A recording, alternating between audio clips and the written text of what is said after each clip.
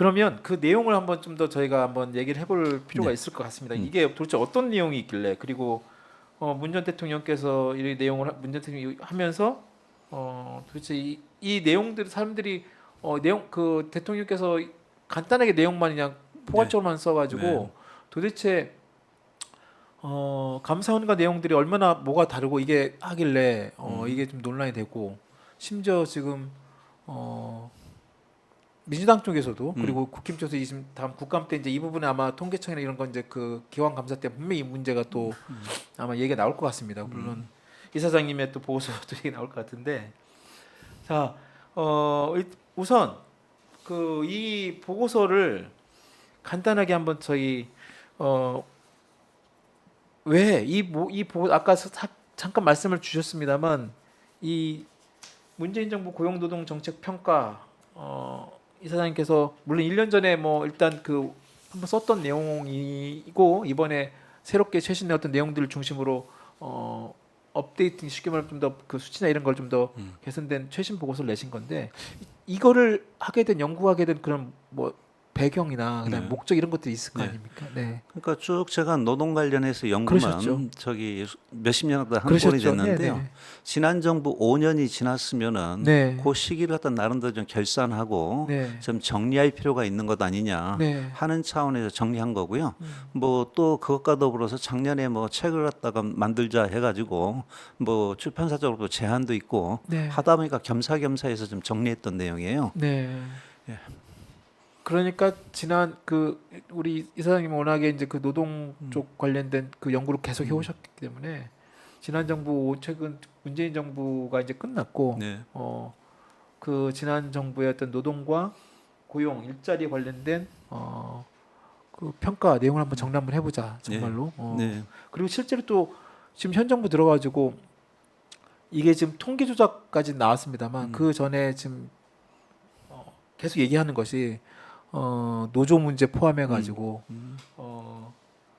경제를 거의 뭐 윤석열 대통령은 뭐 파산되는 어떤 국가를 그대로 이어받았다는 식으로 이렇게 얘기를 하고 있는데 실제로 적어도 고용 노동 분야에서 보면 우리 이사님께서 지금 분석하고 연구하신 내용을 보면 전혀 좀 다른 내용들이 좀 있는 네. 것 같습니다. 네. 네. 일단 그 보고서 내용이 좀 내용들 되게 많습니다. 네. 지금 뭐 대통령 문 전 대통령께서는 뭐 일부 몇 가지만 얘기를 했습니다만 특히 최저임금 부분, 그다음에 주 52시간, 뭐 비정규직 문제, 그러니까 고용이질 이런 것들 내용도 있고, 그다음에 노사관계 이런 부분도 있습니다. 네. 네. 우선 최저임금 인상 이 부분 한번 좀 짚어주셨으면 좋겠는데요. 그 전에 먼저 좀 간단하게 정리할게. 네. 감사원과하고 자꾸 연동을 하는데 예. 감사원에서 다루는 부분은 고용 통계하고 그 다음에 가계 동향 맞습니다. 조사, 네. 그다음 부동산 통계 이렇게 되잖아요. 네. 근데 제 자료에서는 그거하고 겹치는 부분은 네. 고용 통계 하나밖에 고용 통계. 없다 네. 하는 말씀을 드리겠고요. 네. 그리고 뭐 다른 부분은 제가 주로 안 다루던 영역이니까 네. 그러고 한데 최저임금 부분 먼저 말씀을 드리면은 네. 그 당시에 2018년하고 2019년에 네. 예년에 비해서 좀 최저임금 인상률이 높지 않았습니까? 그렇습니다. 첫 해가 굉장히 제일 높았죠. 그때 그거 가지고 이제 완전히 뭐 아주 부정적인 것처럼 상당히 얘기들이 있었고 특히 이제 고용에 뭐 네. 부정적 영향을 미친다, 뭐 고용 참사 그런 얘기들도 상당히 많았거든요. 네. 그 경제지 같은 경우에는 한 달 동안에 고용 이제 최저임금 때문에 부정적인 영향을 미친다는 기사를 갖다가 한 500건 가까이도 내고 그랬어요. 500건요? 예. 네. 그러고 한데 보면은 최저임금 부분하고 결부할 때는 고용 먼저 이 얘기하기 이전에 1차적으로는 최저임금은 임금 정책이거든요. 그렇습니다. 예, 저임금 노동자들이 임금 갖다 얼마나 끌어올리느냐, 또 내지는 이제 임금 격차도 얼마나 축소하느냐 그런 네. 부분이 1차적인 거기 때문에 그 부분을 가지고 먼저 좀 분석을 갖다 했었고요. 네. 그래가지고 보면 2018년하고 2019년이 다른 해에 비해서는 뚜렷하게 네. 그 저임금 계층 비중도 줄고 그 다음에 임금 격차도 줄어요. 네. 그다음에 이제 노동소득 분배율 해가지고 노동소득 분배율이 2017년까지만 놓고 보면은 외환위기 전 수준으로 다 회복을 못했거든요.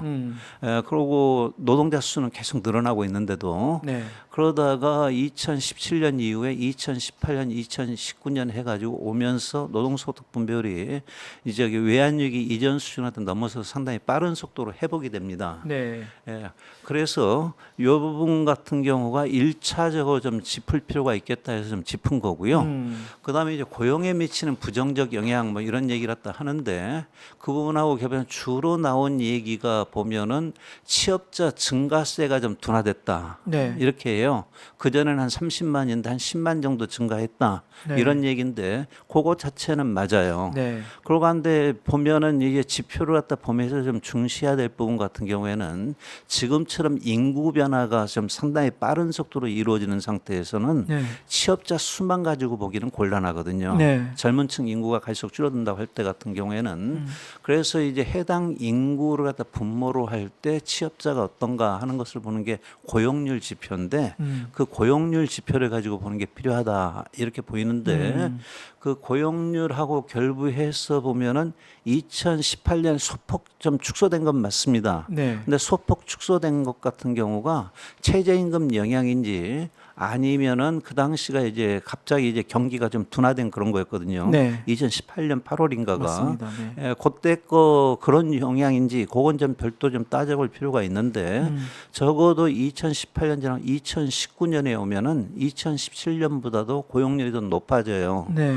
그러고 고용률이 높아지는데 이게 그 이전까지를 쭉 놓고 보면은 가장 높은 수치입니다. 이게 고용률 자체는 예. 네. 그리고 2020년하고 2021년은 우리가 코로나 상황이 네. 와가지고 네. 상당히 상황이 안 좋았잖아요. 네. 그러다 2022년에 회복되면서 같은 경우에는 다시 이제 보면은 사상 최대치였다가 갱신한 것으로 나오거든요. 네. 그 면에서 같은 경우 2017년은 이랬고 2022년은 이랬다 하는 것만 제가 보여드린 거예요. 그리고 이거 얘기할 때 보면 항상 나오는 얘기가 노인 일자리를 늘려서 그런 것 아니냐 네. 이런 얘기가 나오는데 노인 일자리를 갖다 빼고 15세에서 64세까지만 해가지고 보면 2017년, 2018년에 고용률이 줄지도 않았고요. 같이 가고 그다음 2019년에 같은 경우가 이 경우에도 저기 그 당시로서는 최대치였다 기록했고 2022년에 오면 다시 최대치였다 갱신했더라 하는 내용입니다. 아, 이게 그러니까 지금 화면에 노동소득 분배율 추이라는 게 있습니다. 아까 네. 잠깐 말씀을 네. 주셨는데요. 저 노동소득 분배율은 어떤 의미로 설명해야 노동소득 분배율은 이제 한국은행 국민계정에서 네. 우리가 국민소득 뭐 이런 게 있지 않습니까? 그렇습니다. 약간 좀 전문적으로 들어가면 요소소득 뭐 이렇게 얘기되는데 네네네. 노동 쪽들의 임금으로 간목하고 네. 그 다음에 이제 뭡니까 다른 이제 자본 측의 이윤이라든가 네. 이걸로 간 부분하고 네. 그 비율이 어떻게 되는가 하는 것 갖다 보여주는 거예요. 그러면 여기서 지금 나와 있는 수치를 보면 2017년, 18년, 19년 이렇게 보면 그러니까 네. 문재인 정부 때는 노동소득 분배율 자체가 굉장히 많이 올라갔어요. 상승한 예. 저것은 이제 어떻게 말하면 쉽게 말하면 저임금 노동자 내지는 네. 임금 노동자들이 실질적 노동소득에 따른 어떤 자신의 어떤 쉽게 그 소득 자체가 좀 더 물론 저 용어 자체는 좀 어렵습니다만 쉽게 얘기하면 소득 자체가 좀 더 올라갔다라고 볼 수 있는 것이고 노동자들의 임금 몫이 올라갔다. 임금 몫이 예, 올라갔다는 그렇게 하시면 것이죠. 되고요. 그러고 하니까 저기 보면은 최저임금이 올랐을 때 네. 보면 전체적으로 노동자들 임금도 많이 올랐어요. 네. 그런데 그것 같은 경우 아무래도 밑에 저임금층들께 더 많이 오르고 했는데 그렇습니다. 예 그렇습니다. 그런데 아까 좀 잠깐 저 위에 올려 보시면 네. 화면을 좀 더 보시면 임금 불평등 아까 이 네. 도표도 되게 의미 있는 도표 예, 예. 같은데요. 그러니까 왼쪽에 있는 게 저임금 계층 비중이에요. 네. 저임금 계층 하면은 뭐 아프리카처럼 좀 상당히 후진국에서는 네. 하루에 2달러 뭐 1달러 뭐 이걸 갖다 못 받는 사람이 얼마나 되냐 이렇게 따지는데 네. 적어도 OECD 국가에서는 그렇게는 안 따지고 네. 그 나라 노동자들 임금 전체가 다 평균 냈을 때 네. 거기 중간값이 있지 않습니까? 네. 그거의 3분의 2가 안 되는 사람 비중을 저임금 계층이라고 해요. 이게.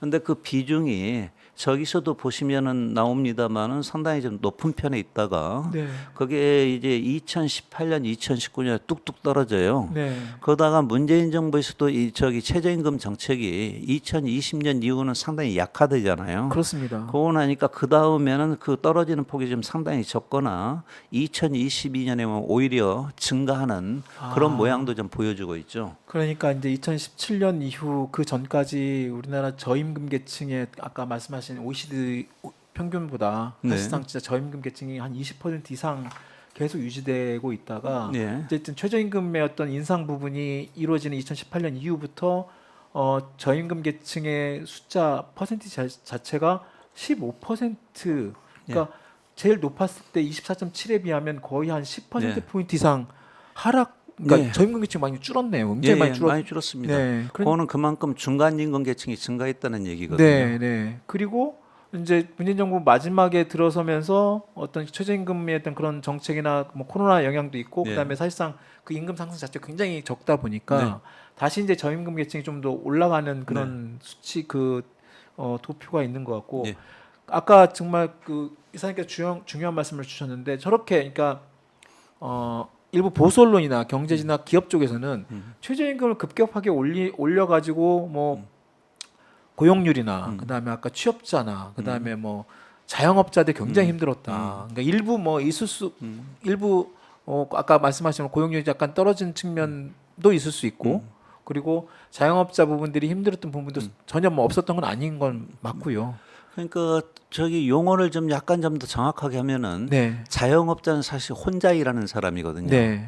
그렇기 때문에 사실 임금하고 직접적인 관계는 없을 수가 있고 네, 그렇죠. 소상공인들 같은 경우에는 네. 아무래도 주던 인건비가 좀 증가하니까 그렇죠. 그거에 따른 부담은 분명히 있었을 것이다 이렇게 봅니다. 네. 그런데 문재인 정부 초기 같은 경우에는 그것과 결부해서는 평소 과거에 오르는 최저임금하고 비교해서 더 많이 오른 부분들은 일자리 안정자금을 갖다 또 별도로 좀 제공은 하고 그랬거든요. 일자리 자금을 통해 가지고 일정 부분 그 부분을 하셨죠. 네. 예. 그렇기 때문에 물론 이제 임금이 좀 인건비가 올랐다 하는 거에 대한 심리적 부담이라든가 네. 이런 부분들은 분명히 있었을 것으로 보이는데 네. 나름대로 그걸 보완하기 위한 노력들은 있었던 것 아닌가 이렇게 네, 봅니다. 그렇군요.